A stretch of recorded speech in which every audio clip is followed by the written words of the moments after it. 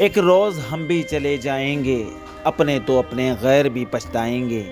मेरा मिजाज फ़कीरी है ज़िंदगी शाही, ये फ़लसफ़ा ही ज़माने को छोड़ जाएंगे। ए बर्क़ मेरे मर जाने के बाद मेरे नक्शे कदम याद आएंगे। ये शब्द नहीं भावनाएं हैं उस शख्स की जिनको डॉक्टर शफ़ीक़ुर रहमान बर्क़ के नाम से जाना और पहचाना जाता है। आज सांसद शफ़ीक़ुर रहमान बर्क़ इन्हीं शब्दों के साथ दुनिया में नहीं रहे। जी हाँ, आपको बता दें कि संभल से समाजवादी पार्टी के वरिष्ठ सांसद और 95 वर्षीय डॉक्टर शफ़ीक़ुर रहमान बर्क़ का लंबी बीमारी के चलते मुरादाबाद के अस्पताल में निधन हो गया। आपको बता दें कि सांसद डॉक्टर शफ़ीक़ुर रहमान बर्क़ बीते कई सप्ताह से बीमार चल रहे थे। बीते 29 जनवरी को फिर से तबीयत खराब हुई तो मुरादाबाद के सिद्ध हॉस्पिटल में भर्ती कराया गया, जहां उनका उपचार चल रहा था और क्रिटिकल कंडीशन में सांसद डॉक्टर शफ़ीक़ुर रहमान बर्क़ ने मौत और जिंदगी के बीच आखिरकार दुनिया को अलविदा कह दिया। इस खबर के बाद क्षेत्र में शोक की लहर दौड़ गई और सांसद के निवास दीपासराय बर्क़ मंजिल पर हजारों की संख्या में कार्यकर्ताओं और समर्थकों का सैलाब उमड़ पड़ा।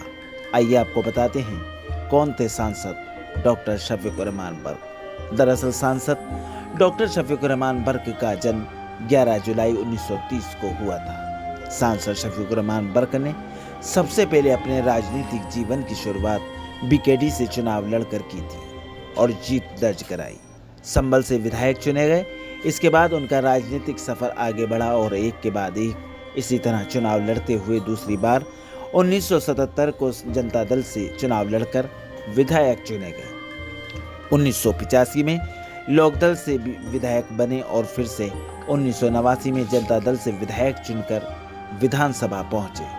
सांसद शफ़ीक़ुर रहमान बर्क़ की राजनीति का सफर तेजी से आगे बढ़ा और संभल की विधानसभा से मुरादाबाद की लोकसभा पर 1996 में समाजवादी पार्टी से सांसद चुने गए। बीच बीच में अनेक मामलात को लेकर सांसद शफ़ीक़ुर रहमान बर्क़ ने कौम मिल्लत के लिए लंबी लड़ाई लड़ी और फ़ख्र मिल्लत का खिताब हासिल करने के साथ ही शेर हिंदुस्तान के नाम से जाने और पहचाने जाने लगे। 1998 में दूसरी बार समाजवादी पार्टी से मुरादाबाद से सांसद चुने गए और फिर से हैट्रिक मार तीसरी बार भी समाजवादी पार्टी से 2004 में सांसद चुने गए। इतना ही नहीं, सांसद शफ़ीक़ुर रहमान बर्क़ ने मुरादाबाद से वापसी संभल की राजनीति में अपनी सियासी ज़मीन को वापस हासिल करते हुए की। 2009 में बीएसपी से सांसद बनकर अपनी जीत दर्ज कराई। 2014 में सांसद शफ़ीक़ुर रहमान बर्क़ ने चुनाव लड़ा और बहुत कम वोटों से वे हार गए, लेकिन राजनीति मैदान में डटकर विरोधियों का मुकाबला करते हुए 2019 में भी वे समाजवादी पार्टी के टिकट पर संभल से सांसद चुने गए। इस सियासी मैदान में अपने पोते ज़ियाउर रहमान बर्क़ को सपा का टिकट दिलाकर विधायक बनवा दिया। सांसद शफ़ीक़ुर रहमान बर्क़ सक्रिय राजनीति में एक लंबी पारी खेलने वाले देश के सबसे सीनियर नेताओं में मौजूदा वक्त में इकलौते सांसद थे। खुद प्रधानमंत्री नरेंद्र मोदी ने उनके राजनीतिक सेवाओं को संसद में सराहा। सांसद कई पीढ़ियों की राजनीति के साक्षी रहे और अनेक आंदोलन में भी उनकी सहभागिता एक तेजतर्रार नेता के रूप में रही।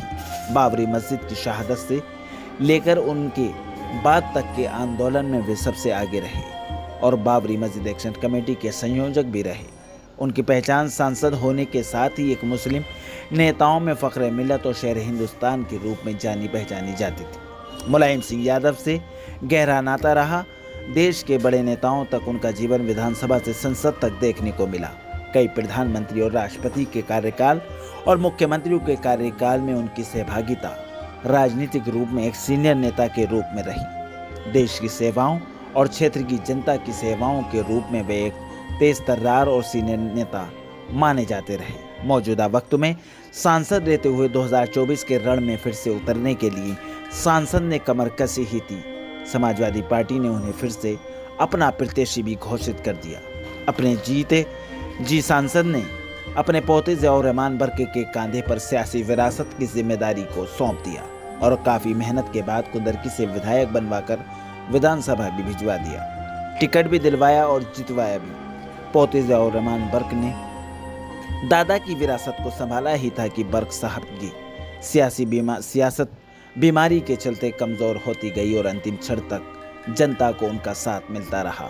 हालातों से लड़ते हुए कौम मिल्लत की खिदमत में बर्क साहब का सफ़र अब थम चुका है और वे दुनिया को छोड़कर चले गए हैं। हर तरफ यादें और नम आंखें बर्क साहब को तलाश रही हैं। बेबाक, बेखौफ बयानबाजी और तेज तेवर आज भी बहुत से लोगों के लिए प्रेरणादायक है। कहते हैं ना कि हज़ारों साल रोती है नरगिस अपनी बेनूरी पर, हज़ारों में होता है चमन में दीदावर पैदा। और ख़ुद बर्क साहब का लिखा वे शेर, वे कहते हैं मुद्दत तो रोया करोगे मेरे मर जाने के बाद, और याद आएगी मेरे मर जाने के बाद। आज बर्क साहब की यादें हज़ारों आँखों को नम किए हुए हैं, लेकिन होनी को कौन टाल सकता है। कुल्लो नफ्सिन ज़ाइक़तुल मौत, हर नफ्स को मौत का मज़ा चखना है। 27 फरवरी की सुबह सांसद ने दुनिया को अलविदा कह दिया। हज़ारों आंखें नम हैं और सांसद को याद कर उदास हैं। पार्टी के बड़े नेता सांसद के अंतिम सफ़र में पहुंच रहे हैं। यूपी के पूर्व मुख्यमंत्री और समाजवादी पार्टी के राष्ट्रीय अध्यक्ष अखिलेश यादव ने सांसद डॉक्टर शफीकुर रहमान बर्क के निधन पर गहरा दुख प्रकट किया है। मुरादाबाद सिद्ध हॉस्पिटल से सांसद डॉक्टर शफीकुर रहमान बर्क का शव उनके घर प्रेतक शहर निवास दीपासराय लाया गया। यहाँ के बाद उनके शव को पार्थिव शरीर को नगर के हुसैनी रोड शगीर पैलेस में रखा गया है, जहाँ हज़ारों की तादाद में लोग बर्क साहब का दीदार करने और एक झलक देखने के लिए बेताब आंखें नम हैं और अंतिम विदाई के लिए तैयारियां हो रही हैं। 28 फरवरी 2024 की सुबह 10 बजे नमाज जनाजा के बाद उन्हें पास के कब्रिस्तान में सुपुर्द खाक किया जाएगा। चेहरा बेनकाब के लिए फरजन वारसी की यह खास रिपोर्ट। समाजवादी पार्टी के सांसद और मुस्लिम नेता कहे जाने वाले डॉक्टर शफीकुर रहमान बर्क का लंबी बीमारी के चलते निधन हो गया है। उनके इंतकाल की खबर के बाद पूरे शहर संभल और दूर तक शोक की लहर दौड़ी हुई है। 11 जुलाई 1930 को जन्मे सांसद शफीकुर रहमान बर्क ने 1997 में अपनी राजनीति की शुरुआत की थी। संभल से विधायक बनने के बाद वो मंत्री बने, सांसद बने। मुरादाबाद और संभल से काफ़ी गहरा रिश्ता रहा। 19 जनवरी को उन्हें किसी बीमारी के चलते मुरादाबाद के सिद्ध अस्पताल में भर्ती कराया गया था, जहां उनका उपचार चल रहा था। और इसी बीच करीब 1 महीने का समय उनको लगा। 22-24 दिन तक वो मुरादाबाद के अस्पताल में रहे और लंबी बीमारी से वो जंग हार गए। सांसद ने आज सुबह दुनिया को अलविदा कह दिया। सांसद शफीकुर रहमान बर्क का निधन संभल और राजनीति में एक बहुत बड़ी क्षति हो रहा बताया जाता है। उनके निधन पर समाजवादी पार्टी के राष्ट्रीय अध्यक्ष अखिलेश यादव ने गहरा दुख प्रकट किया है। हम खड़े हैं उस जगह पर कि शगीर पैलेस हुसैनी रोड का वो इलाका है जहां सांसद का पार्थिव शरीर, उनका शव लाया गया है। सांसद को देखने और उन्हें भावभीनी श्रद्धांजलि, सच्ची खरादी अकीदत पेश करने के लिए हज़ारों नहीं बल्कि लाखों की तादाद में समर्थक, कार्यकर्ता और क्षेत्रवासी उमड़ते हुए दिखाई दे रहे हैं। मैं अपने कैमरामैन से चाहूँगा वो तस्वीर दिखाएं। इस वक्त का ये वो नज़ारा है जब यहाँ बड़ी हज़ारों की तादाद में लोग जमा हैं और धीरे धीरे ये कारवां लाखों में बदलता जा रहा है। एक के बाद एक लोगों का आना जाना लग रहा है। बड़ी तादाद में लोग आ रहे जा रहे हैं, सांसद को देखना चाहते हैं। लोगों की भावनाएं सांसद से जुड़ी हुई थी क्योंकि वो एक मुस्लिम नेता भी कहे जाते थे और समाजवादी पार्टी के बहुत सीनियर नेता थे। इसके साथ ही उन्होंने अपनी जिस तरह की राजनीति की शुरुआत की उसमें मुस्लिम नेता होने के साथ साथ वे 95 साल के एक बुजुर्ग सीनियर नेता थे। संसद में उन्हें काफ़ी महत्व मिलता था। खुद देश के प्रधानमंत्री नरेंद्र मोदी ने उनकी यानी कि राजनीति की एक सहयोग को, संसद में मिले सहयोग को सराहा था और उनके बुजुर्गी को देखते हुए संसद में जो उनका राजनीति में योगदान था उसकी प्रशंसा की थी संसद सत्र के दौरान। यानी कि अपने आप में खासा महत्व रखने वाले और एक बहुत सीनियर नेता के तौर पर उन्हें जाना पहचाना जाता था।